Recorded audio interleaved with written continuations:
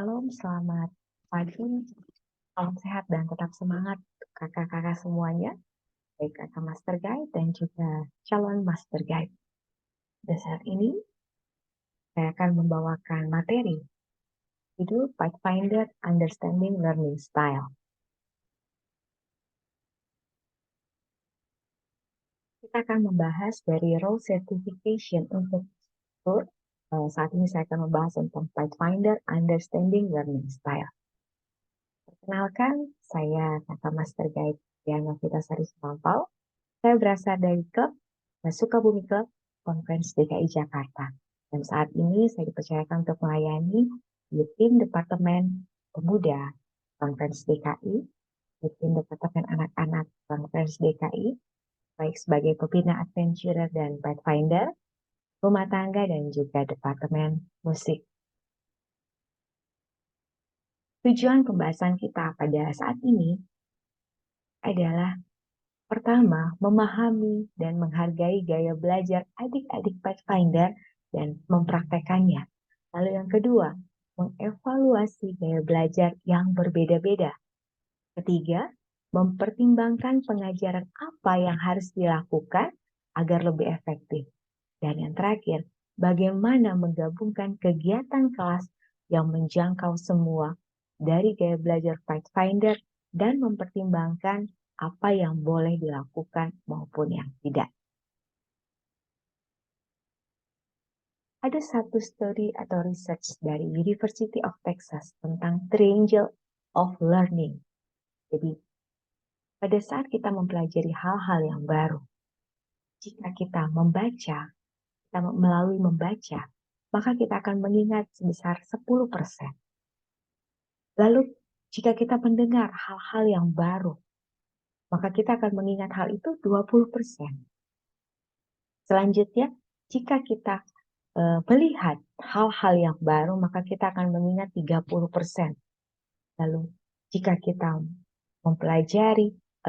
mendengar dan melihat hal-hal yang baru, maka kita bisa mengingat sebesar 50%.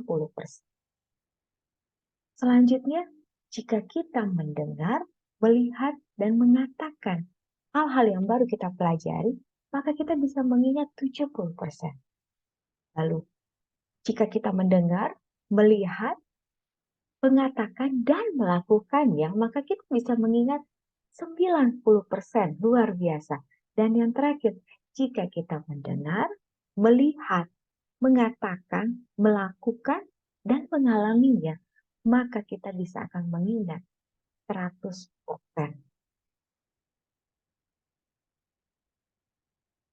Ada satu statement tentang guru kreatif. Pembina, saya ubah guru menjadi kata pembina atau instruktur yang kreatif. Guru atau instruktur yang kreatif menggunakan segala sesuatu yang dia miliki atau yang kita miliki untuk mengaktualisasikan pembelajaran yang aktif. Untuk memotivasi pelajar seperti pemikiran, fakta, dan ide-ide. Atau bahkan kita bisa kombinasi dari pemikiran, fakta, maupun ide-ide tersebut. Lalu guru kreatif mampu melakukan ajarannya proses belajar efektif dengan menggabungkan berbagai kontekstual instruksional bahan, strategi pengajaran, pembelajaran media, dan pengalaman kehidupan nyata. Juga kebutuhan peserta didik. Kreatif guru atau instruktur sangat penting. Untuk apa? Untuk memfasilitasi efektif belajar. Sebelum kita memahami apa saja gaya belajar yang akan kita pelajari, kita sebagai instruktur, kita harus tahu proses learning yang efektif itu bagaimana sih? Proses learning yang efektif adalah proses yang meliputi mendengar. Mendengar apa? Informasi yang jelas. Melihat, yaitu melihat kehidupan sehubungan dengan informasi yang akan kita berikan untuk adik-adik kita. Dan juga kita merasakan atau turut terkait untuk mengalaminya, mempraktekannya mungkin ya. Lalu melakukan apa yang kita lakukan, mengaplikasikannya. Tadi proses learning yang efektif itu bagaimana mendengar, melihat, merasakan, dan melakukan. Selain itu, ada lagi, bagaimana supaya efektif pembelajaran yang akan kita pelajari nanti. Kita akan belajar melalui 3V. Seorang psikologi bernama Andrew, dia mempelajari ada 3V, bagaimana supaya kita efektif. Yang pertama adalah verbal atau kata-kata. Bagaimana kita menyiapkan, menyampaikan kata-kata kita. Lalu kedua, vokal, intonasinya, volumenya, keras kecilnya. Kita tidak bisa juga terlalu keras seperti berteriak-teriak ya, atau terlalu lembut suaranya mungkin. Speed. Nah, ini sebenarnya pengaruh juga di saya karena dalam bahasa sehari-hari saya biasa berbicara cepat. Tetapi di saat kita ingin memberikan pengajaran kepada adik-adik Pathfinder kita, pada mungkin nanti juga ada adik adventurer kita harus mengatur speednya agar apa yang kita sampaikan kepada mereka dapat mereka terima, dapat mereka serap dengan baik. Tinggi rendah dan juga artikulasi harus jelas. Jadi mereka mendengarkannya juga dengan baik ya, dengan enak. Dan yang terakhir adalah visual, penampilan. Bagaimana kita sebagai pembina kita menyampaikan, membawakan materi kepada adik-adik kita, tapi penampilan tidak. Lalu ekspresi kita tidak ada. Jadi kita mengajarkan selamat pagi adik-adik. Tidak ada ekspresi senyum kah, semangat kah, atau sedih kah? Tidak ada. Tidak enak ya dilihatnya. Mimik wajah. Tapi kalau di Zoom cuma kelihatan mukanya. Kalau kita memaparkan hanya, kalau kata orang tuh lempeng aja lurus-lurus, gak ada naik turunnya, gak ada variasinya, anak adik-adik juga akan bosen ya mendengarkan materi yang kita berikan. Lalu gestur, kalau mungkin secara offline kita bisa gestur, kalau di Zoom mungkin tidak terlalu terlihat ya, secara online kita tidak terlihat gestur. Tetapi kalau secara offline, secara langsung kita pelajari kepada gestur itu kelihatan. Bagaimana kita rileks dalam menyampaikannya. Dan terakhir kita juga bisa menggunakan alat peraga untuk membantu pembelajaran yang kita berikan kepada mereka itu lebih efektif lagi. Selain itu, kita juga harus memperhatikan proses learning apa yang lebih efektif. Hal-hal apa yang perlu diperhatikan agar proses learning yang kita berikan, yang kita bagikan nanti untuk kita ini, untuk adik-adik Pathfinder ini lebih efektif. Yang pertama, Anda, kita, saya, atau semua kita para instruktur harus menyadari bahwa kita ini selalu seorang siswa, bahwa kita ini adalah siswa. Apa maksudnya? Siswa itu adalah maksudnya adalah terus belajar, selalu belajar. Jadi walaupun kita mungkin sudah tahu, sudah paham, kita jangan pernah berhenti untuk belajar. Anda, saya, kita semua harus terus selalu belajar. Jangan pernah berpikir bahwa kita sudah cukup untuk menjadi efektif. Kita sudah cukup, mungkin materi kita sudah cukup nih. Ngapain kita harus belajar lagi, cari-cari informasi. Tidak, kita tidak seperti itu. Instruktur harus selalu update. Nah, ini yang penting. Ingatlah bahwa apa yang kita ketahui sekarang, yang kita ketahui saat ini mungkin, selalu itu ketinggalan zaman. Karena setiap waktunya ada update-update terbaru. Kakak-kakak pembina, kakak-kakak instruktur, calon instruktur, jangan pernah berhenti, selalu belajar. Selanjutnya Ellen G. White juga menguatkan dari buku edukasi halaman 278 dan 279 bahwa guru harus mempunyai kecerdasan untuk pekerjaannya. Jadi guru dimaksud ini saya ambil adalah instruktur, pembina. Jadi kita harus cerdas. Betapa tinggi pun pengetahuan ilmiahnya, betapa sempurna pun kecakapannya dalam bidang lain, jika ia tidak mendapat penghormatan dan kepercayaan atau trust dari murid-muridnya, maka usahanya akan sia. Jadi, gimana kita mengambil hati mereka, kepercayaan mereka, penghormatan mereka. Kalau kita mungkin hanya sebatas pengetahuan kita tidak, kita update, kita belajar terus, hanya cukup mungkin segitu saja, itu tidak cukup. Kakak-kakak pembina maupun instruktur, kita harus senantiasa selalu belajar. Lalu yang kedua, Anda, kita atau saya harus terlibat dengan adik-adik Pathfinder kita. Maksud bagaimana ya? Terlibat dengan adik-adik Pathfinder, kita habiskan waktu dengan mereka. Di luar dari waktu belajar kita, dari waktu kelas kita ya. Jadi bukan hanya saat di kelas saja, sesudah kelas ada interaksi dengan mereka.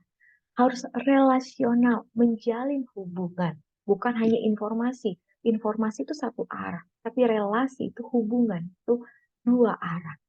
Perhatikan juga mereka saat ada di sekitar kita, mungkin saat ketemu di jalan, di mall, tempat parkir, restoran, toko buku.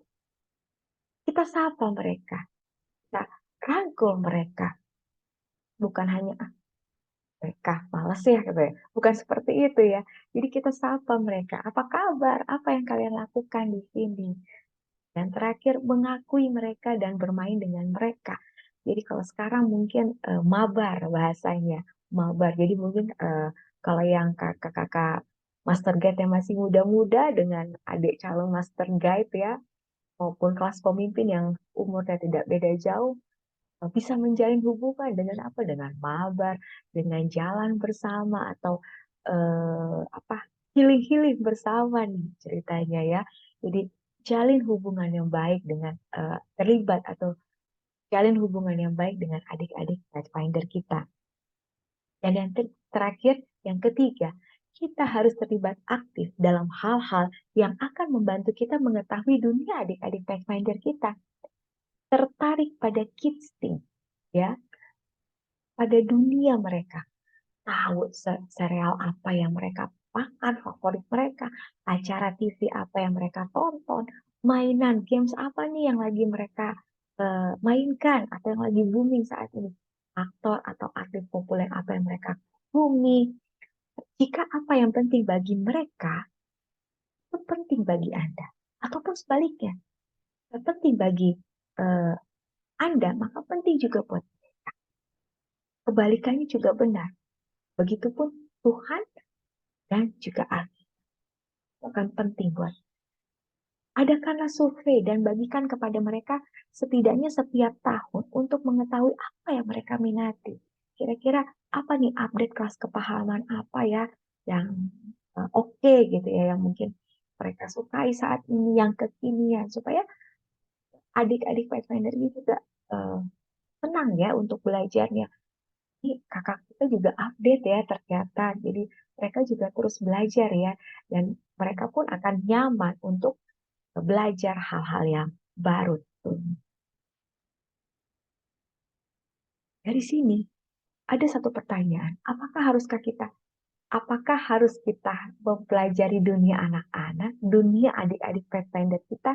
Jawabannya adalah iya. Mengapa? Berusahalah untuk mempelajari dunia anak-anak atau dunia adik-adik Pathfinder kita. Dan kita akan melihat bagaimana itu merubah apa? Merubah hubungan kita dan juga adik-adik Pathfinder kita yang kita layani, yang kita bimbing, kita pimpin. Itu akan terjalin relasi hubungan yang baik. Lalu mulailah dari mana mereka berada dan kemudian arahkan mereka ke tempat yang Anda inginkan. Oh, kita akan mengarahkan mereka, mungkin nanti mereka akan stepnya di sini. Mereka pun akan mengikuti arahan kita. Tetapi jika kita gagal memulai dari di mana mereka berada, maka kita akan kesulitan untuk memimpin mereka, untuk membawa mereka. George Barna berkata, jika anak-anak dapat diyakinkan ketika mereka masih kecil, maka akan sangat sulit untuk mengubah kesetiaan mereka seiring bertambahnya usia. Nah, jadi kalau kita sudah menjalin hubungan yang baik dengan mereka, kita tahu hal-hal yang mereka sukai, lalu kita juga update nih, kita terus belajar. Itu akan susah mengubah kesetiaan mereka untuk mereka yang sudah aktif di kelas kepahaman tidak akan tergoyahkan. Mereka akan tetap setia terus untuk gereja, untuk aktif pelayanan, aktif ikut kelas, aktif belajar aman ya. Jadi kita jalin, kita bentuk itu semua dari adik-adik Pathfinder. Kita mulai dari kelas sahabat sampai kepada kelas guide. Karena kita akan belajar memahami bagaimana anak belajar atau gaya belajar. Apa sih gaya belajar itu?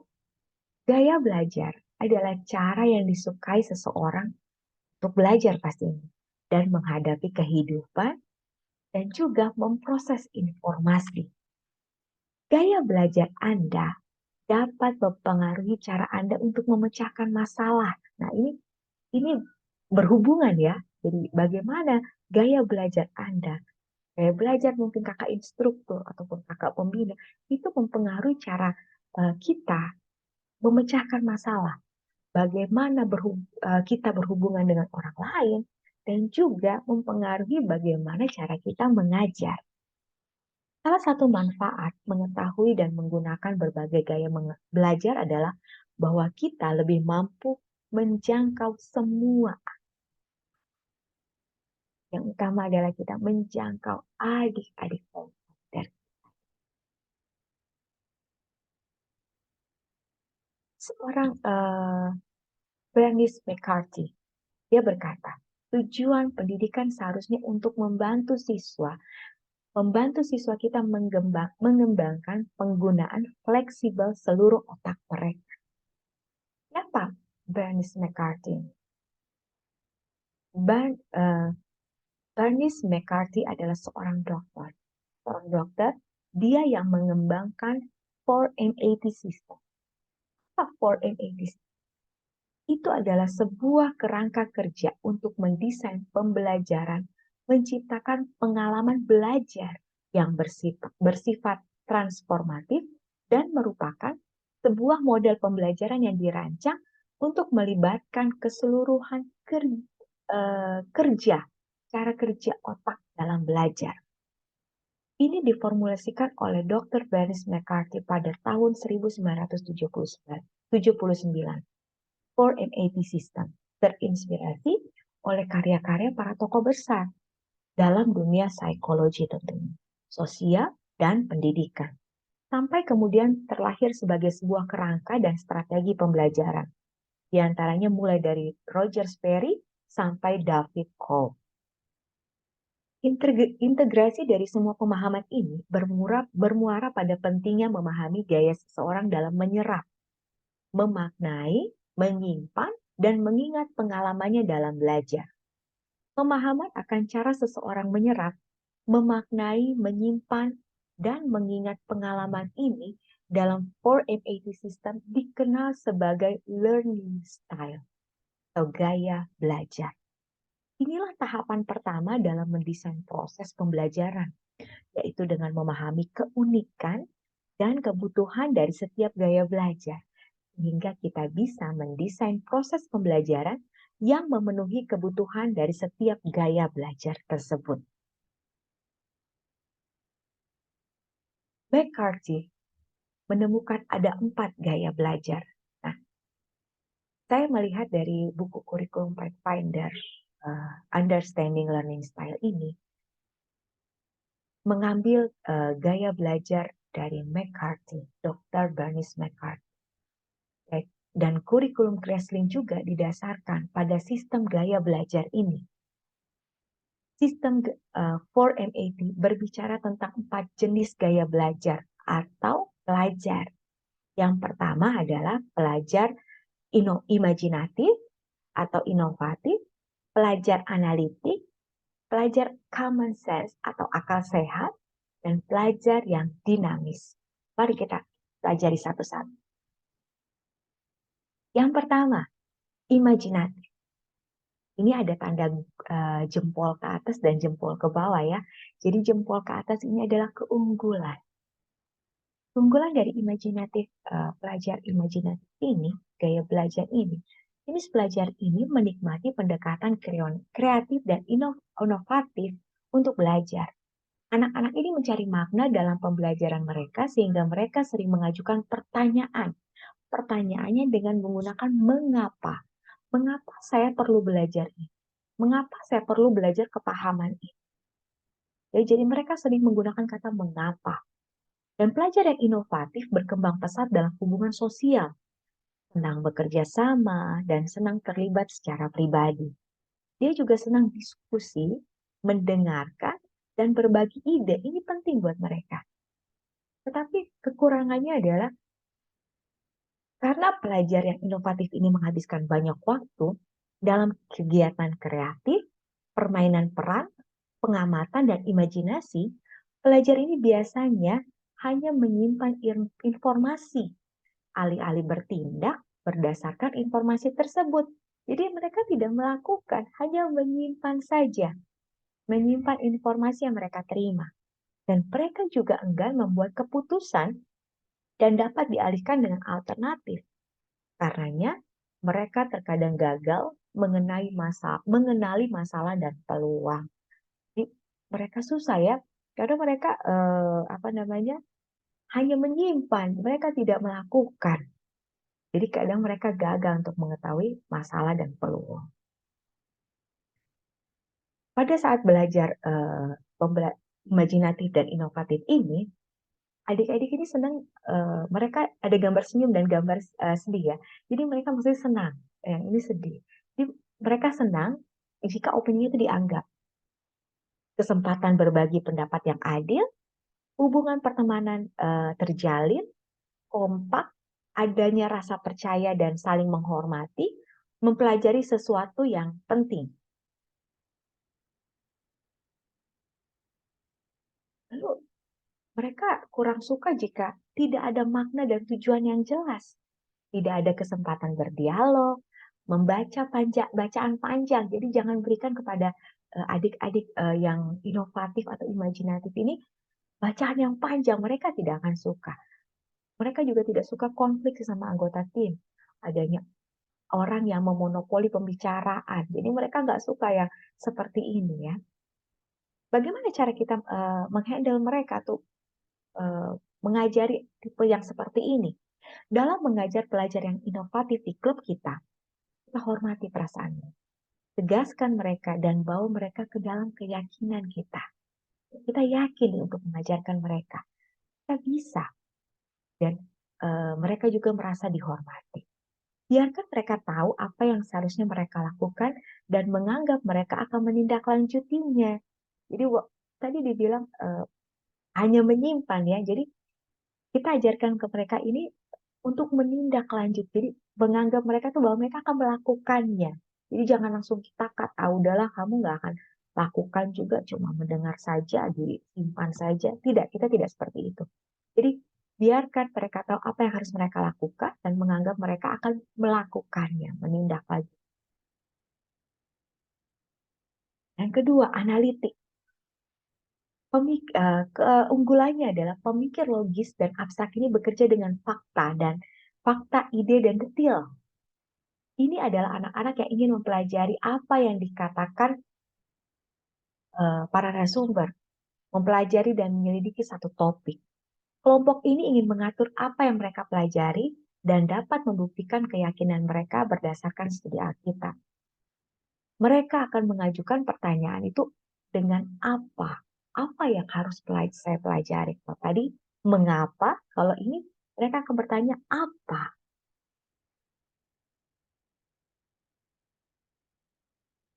Mereka menyukai instruksi yang diprogramkan. Jadi mereka senang dengan yang terprogram. Ceramah yang terorgan atau cerita yang terorgan. Jadi sudah terkonsep dengan baik. Mereka suka kompetisi, tes objektif. Kekurangannya, mereka dapat sangat terlibat dalam pemikiran abstrak. Sehingga mereka tidak benar-benar membuat aplikasi praktis yang baik. Jadi mereka bukan tipe yang simple ya. Mereka agak ribet sepertinya. Semuanya ada di kepala dan tidak ada yang berlaku untuk kehidupan. Selain itu, pelajar analitik dapat membaca banyak buku. Mereka senang membaca, menghabiskan berjam-jam untuk mempelajari satu topik, satu pelajaran. Tapi pada akhirnya mereka tidak melakukan karena mereka hanya membaca. Karenanya banyak waktu yang terbuang sia-sia. Pembelajar analitik, mereka senang jika ada tujuan yang jelas dan terukur. Mereka senang jika dinyatakan kriteria keberhasilan yang jelas. Jadi punya kriteria keberhasilannya apa? Oh, kalau kelas kepahaman ini mungkin keberhasilannya sampai sini, batasnya di sini gitu. Dan juga ada prioritas yang jelas. Nah, prioritas kamu tuh apa? Menyelesaikan misalnya 6 kelas kepahaman. Oh, mereka sudah tahu kelas kepahaman 6, oh mereka harus selesaikan itu. Jadi prioritasnya jelas. Dan selanjutnya mengetahui sejauh mana posisinya dari tujuan akhir. Nah, tujuan akhir mereka adalah pelantikan. Mereka harus menyelesaikan misalnya 6 kelas kepahaman. Jadi mereka sudah tahu, oh saya sudah menyelesaikan 3, berarti 3 lagi yang harus saya selesaikan. Tetapi yang mereka kurang suka hal-hal yang tidak terorganisir. Mereka nggak suka yang hal-hal yang dadakan, ide yang asal-asalan, yang nggak terencana, tidak ada agenda yang jelas. Bahkan mereka tidak suka jika para instruktur atau pembina itu tidak punya persiapan. Mereka maunya itu yang matang ya. Mereka juga tidak mau karena tidak punya persiapan, akhirnya mereka eh, para instruktur ini nggak jelas, tidak jelas apa yang mereka mau lakukan, mau berikan kepada adik-adik Pathfinder ini. Bagaimana instruktur atau kita pembina mengatasi adik-adik Pathfinder yang tipe analitik ini?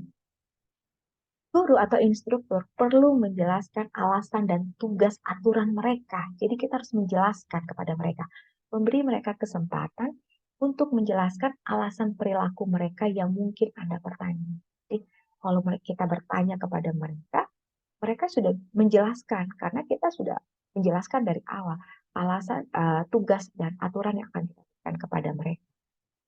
Pada saat mungkin mereka tidak paham, tidak menyelesaikan dengan baik, mereka juga bisa menjelaskan kenapa mereka melakukan hal seperti itu.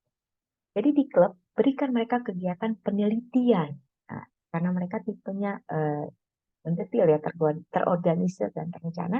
Penelitian dengan peta Alkitab atau teka-teki, pesan tulisan suci berkode, ya ini kita hubungkan, kita kemas dengan kelas pemahaman yang akan kita berikan. Selanjutnya adalah common sense atau akal sehat. Keunggulannya adalah anak-anak ini ingin langsung ke intinya. Mereka ingin tahu apa perbedaan informasi ini dalam kehidupan mereka. Bagaimana itu akan bekerja untuk mereka, bagaimana mereka dapat menggunakannya. Karena itu pertanyaan yang mereka tanyakan, kalau tadi yang pertama adalah mengapa, yang kedua apa, dan ini bagaimana. Bagaimana saya menggunakan informasi itu. Mereka membutuhkan pengalaman langsung ketika mempelajari sesuatu yang baru dan benar-benar ingin menggunakan apa yang mereka pelajari untuk diterapkan pada situasi yang baru. Mereka menyukai pemecahan masalah. Nah, ini mereka anak-anak tipe akal sehat ini mereka suka memecahkan masalah, logika, eksperimen studi independen, masalah drama, penulisan, perencanaan yang harus mereka pecahkan.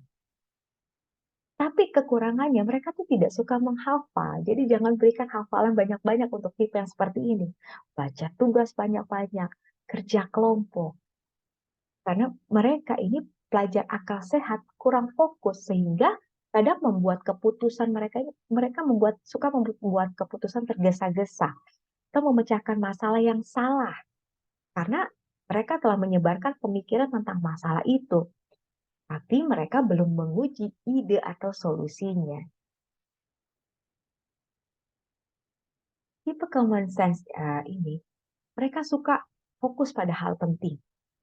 Mereka melewati hal-hal yang tidak esensial, mempraktekkan bagaimana cara melakukannya, membangun langkah nyata untuk mencapai tujuan, dan berbagi tips strategi untuk mengembangkan diri. Yang mereka kurang suka adalah terlalu banyak hal yang tidak penting. Mereka nggak suka hal-hal yang nggak penting. Tapi mereka tidak ada penyelesaian nyata. Dan mereka juga membicarakan hal yang sama berulang-ulang. Mereka tidak suka membicarakan hal yang sama berulang. Jadi kita sebagai instruktur, kita jangan untuk tipe seperti ini kita jangan membicarakan hal yang sama berulang-ulang pada mereka nggak akan mendengar dengan baik justru. Dan mereka ide besar tidak tenang. Mereka tidak mau ada ide besar atau kegiatan besar yang tidak terencana. Bagaimana kita mengatasi tipe pembelajar seperti ini? Pelajar akal sehat ini karena ingin langsung ke titiknya, jadi jangan beri mereka sejarah panjang, masalah, atau tugas. Jangan beri mereka yang seperti itu. Langsung ke titik. Mereka ingin memulai semuanya itu tepat waktu. Nah, mereka ini orang yang tepat waktu. Dan mereka menghargai, mengetahui bahwa mereka mendapat dukungan dari kita. Beri mereka beberapa pilihan dalam menyelesaikan tugas. Kita berikan kepada mereka, eh, kamu boleh mengerjakan dengan tipe A atau B, gaya A atau gaya B, dengan cara A atau cara B. Beri mereka kesempatan untuk berpartisipasi dalam percobaan dan memecahkan masalah dan menerapkan pelajaran dalam kehidupan sehari-hari. Dan yang terakhir adalah tipe dinamik atau dinamis. Keunggulannya mereka belajar melalui penemuan diri. Mereka ingin melihat, mendengar, menyentuh, dan merasakan. Mereka ingin membuahkan hasil sehingga mereka mulai melakukan pekerjaan untuk menyelesaikannya. Mereka sering mengajukan pertanyaan bagaimana jika. Dan pertanyaan tadi mengapa, apa, bagaimana, dan yang tipe dinamik ini adalah bagaimana jika. Pembelajar dinamis sering menggunakan pendekatan coba-coba dalam pembelajarannya. Coba dulu nih. Mereka tidak yakin, mereka mau coba-coba dulu. Mereka menginginkan tindakan. Mereka mengambil kepemimpinan. Nah, ini mungkin tipe-tipe kepemimpinan. Pandai menjelaskan kebijakan dan menghasilkan tenaga penjualan yang hebat. Mungkin kalau cari-cari dana, tipe yang seperti ini yang pas ya. Mereka menyukai studi kasus, memproduksi produk-produk kreatif, ya, orang-orang kreatif, drama, dan simulasi juga kehidupannya. Tapi kekurangannya adalah pembelajar dinamis adalah pengambil resiko yang mungkin harus mengulang pekerjaan karena mereka tidak merencanakan dengan cukup sebelum memulai. Jadi mereka langsung saja, mereka tidak punya rencana, tidak punya konsep, berbeda seperti yang tadi ya, yang sebelumnya. Mereka mulai banyak proyek, tapi tampaknya tidak menyelesaikan tepat waktu. Jadi mereka pengen mengerjakan A, B, C, D, tapi karena mereka semua mau mengerjakan secara bersamaan, akhirnya tidak selesai. Dan mereka melakukan perbaikan sepele. Jadi mereka fokus pada hal-hal sepele nih. Dan terlibat dalam kegiatan yang gak berarti. Jadi karena mereka fokus untuk hal-hal sepele, hal-hal yang gak berarti, tujuan utama mereka malah tidak selesaikan. Bagi mereka, perencanaan tidak praktis dan bagi mereka itu perencanaan itu tidak praktis dan tidak selalu berorientasi pada tujuan.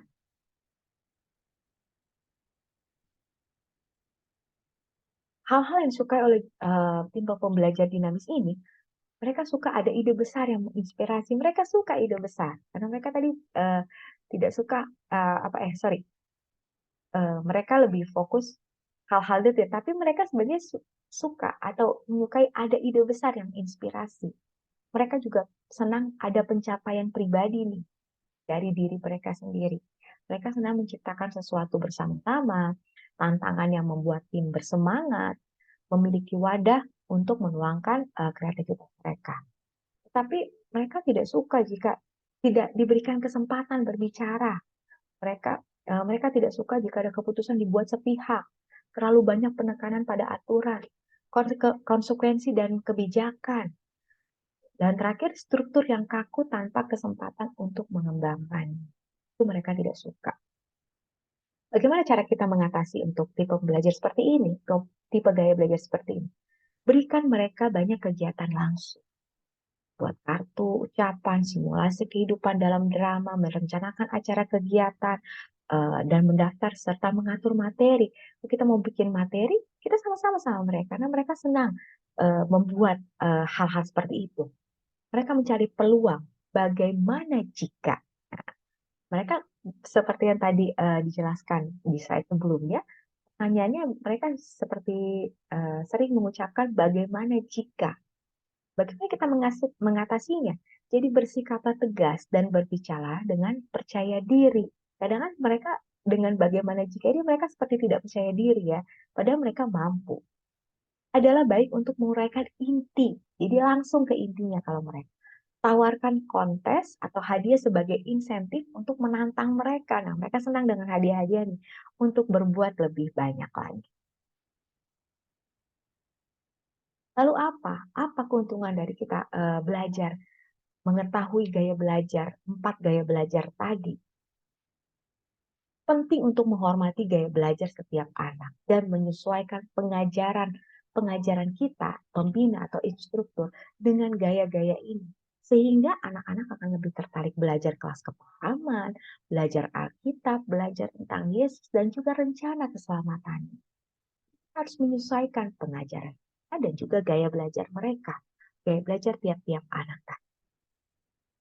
Lalu peserta didik atau adik-adik Pathfinder kita akan senang dengan setidaknya satu kegiatan per presentasi kelas. Menarik untuk gaya belajar mereka. Mereka senang, mereka akan tertarik gitu ya. Dan akhirnya gaya belajar ini tidak dimaksudkan untuk memprediksi sikap atau hasil. Jadi bukan untuk mengejudge sikap perilaku dari Pathfinder yang lain. Tetapi mereka memberitahu bahwa para pelajar itu dari gaya belajar ini memberitahu bahwa yang pertama adalah belajar dengan cara yang berbeda. Ada tipe-tipe cara belajar, gaya belajar itu berbeda-beda. Lalu kedua, memiliki berbagai kebutuhan. Jadi karena gaya belajar itu berbeda-beda, mereka pun memiliki kebutuhan masing-masing. Dan yang ketiga, menghargai pilihan kegiatan dan pendekatan. Kita menghargai juga pilihan gaya belajar mereka dan mereka pun menghargai bagaimana cara kita mendekati mereka. Terakhir, memerlukan latihan penggunaan semua gaya kegiatan belajar. Jadi, kita gunakan semuanya karena tipe-tipe anak ini berbeda-beda, adik-adik Pathfinder ini berbeda-beda. Jadi kita gunakan, kita sharing agar pembelajaran kita lebih efektif, kelas kepahaman kita lebih efektif. Sesudah kita mengetahui gaya belajar, lalu tadi apa namanya, bagaimana cara belajar atau proses belajar yang efektif, apa yang ingin kita dapatkan? Ada 4 aspek atau step of change by teaching. Jadi gaya kita understanding learning style tadi. Gaya belajar tadi kita mengetahui, kita mengajar mereka dengan gaya belajar mereka masing-masing. Yang pertama, change in knowledge. Pengetahuan berubah. Pengetahuan siapa? Pengetahuan adik-adik Pathfinder kita. Pengetahuan calon-calon master dia, calon-calon instruktur ini berubah. Kenapa? Karena kita pun semakin lebih belajar lagi mengetahui gaya belajar mereka, gaya-gaya masing-masing adik-adik, gaya belajar masing-masing adik-adik Pathfinder kita, ataupun materi-materi yang akan kita berikan maupun yang mereka sudah terima. Jadi pengetahuan pun berubah. Kedua, change in skill. Jadi keahlian atau keterampilannya berubah. Mereka pun belajar teman kayak apa? Camping skill, mereka sudah keahlian mereka, keterampilan mereka, pioneering, jadi sudah semakin lebih baik lagi, lebih jago lagi, lebih mantap lagi. Lalu change in attitude. Nah, sifatnya berubah. Kenapa? Kayak kemarin kita sudah ada kelas yang namanya apa? Kelas pergaulan ya. Bagaimana kita pergaulan secara Kristiani. Jadi di kelas kepahaman ini banyak sekali pelajaran-pelajaran yang didapat yang akan kita berikan buat mereka, tetapi dengan kita membawakannya dengan gaya belajar mereka supaya mereka dapat menerapkannya, menyukai apa yang kita berikan kepada mereka dan mereka melakukannya. Dan itu membawakan efek perubahan kepada sikap mereka. Dan yang terakhir, tapi akan senang sekali ya, puji Tuhan. Adik-adik Pathfinder kita berubah, pengetahuannya bertambah, keahliannya juga bertambah, sikapnya berubah menjadi lebih baik, bahkan tabiat ataupun perilaku mereka juga menjadi lebih baik. Dalam buku Ministry to Children dikatakan, pembimbing bukanlah orang tua tambahan atau hanya teman yang mendukung. Mereka adalah pembimbing yang ditunjuk Tuhan untuk memimpin anak-anak melalui masa-masa sulit. Jadi kita ini instruktur pembina, kita ini ditunjuk oleh Tuhan untuk memimpin adik-adik Pathfinder kita melewati masa-masa remaja mereka, masa-masa pertumbuhan mereka, masa-masa bermain mereka. Karena dari kelas sahabat ini juga masih masa-masanya bermain ya, masih senang bermain karena masa transisi dari kelas adventurer ke Pathfinder. Jadi kita Tuhan menunjuk kita untuk membimbing mereka. Pembimbing mengajar, memberi perintah, dan ikut ambil bagian lebih dari standar hubungan dengan tujuan utama yang Tuhan beri. Yang tadi kita sudah pelajari sebelumnya, karena kita menjalin relasi yang baik dengan mereka, hubungan dua arah, mereka percaya kepada kita, kita pun update dengan informasi-informasi baru, hubungan kita ini semakin klop ya dengan adik-adik, semakin terjalin dengan baik dan yakin percaya. Jadi, apa yang kita berikan kepada mereka, materi atau pelajaran, mereka pun terima dengan sukacita. Mereka pun senang untuk mengikuti kelas-kelas yang kita beri. Ini Ellen White berkata, biarlah semua mempunyai roman muka yang cerah, mempunyai suara yang lemah lembut, dan semua mempunyai pembawaan yang sopan. Dan hal ini adalah unsur-unsur kuasa. Anak-anak itu akan tertarik oleh roh kegembiraan dan sikap yang riang gembira.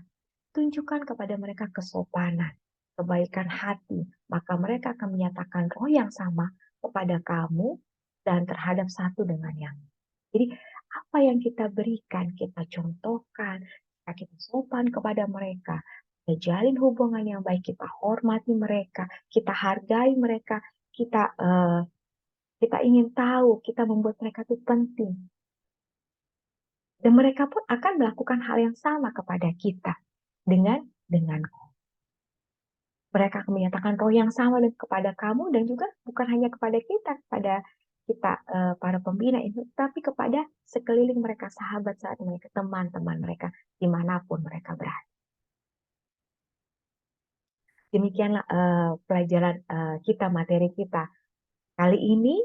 Biarlah kita boleh terapkan gaya belajar kita tadi, gaya belajar yang sudah kita pelajari, yang kita sudah sharing. Untuk adik-adik Pathfinder kita terapkan bagi mereka, kita jalin hubungan yang baik, kita jalin komunikasi yang baik, agar mereka yakin kepada kita instruktur dan maupun pembina, sehingga mereka percaya, karena mereka merasa dihargai, mereka merasa penting. Dan biarlah adik-adik kita senantiasa berubah tadi ya, jadi lebih baik lagi, baik karakter, baik attitude, sikap, ya, keterampilan, mereka menjadi lebih baik lagi, menjadi kebanggaan orang tua, kebanggaan kita pembina maupun instruktur. Adik-adik kita berhasil, adik-adik kita menjadi adik-adik Pathfinder yang luar biasa, menjadi calon-calon pemimpin nanti masa depan, pemimpin baik dari gereja maupun di dalam kehidupan mereka, dan menjadi kemuliaan. Kiranya Tuhan memberkati kita semua. Salam sehat dan tetap semangat.